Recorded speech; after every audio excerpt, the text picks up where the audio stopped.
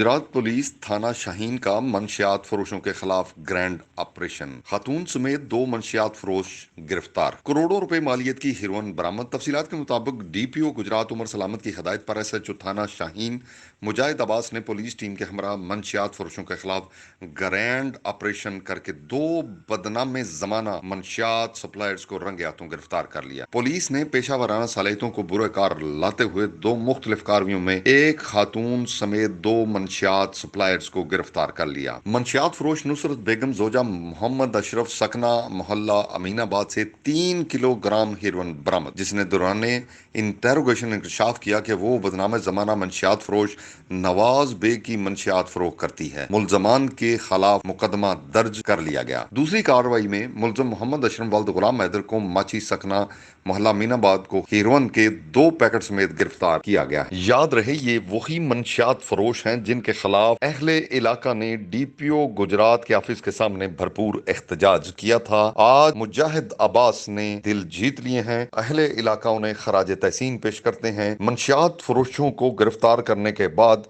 علاقہ میں خوشی کی لہر دوڑ گئی۔ نوجوان نشہ آوروں سے بچ گئے۔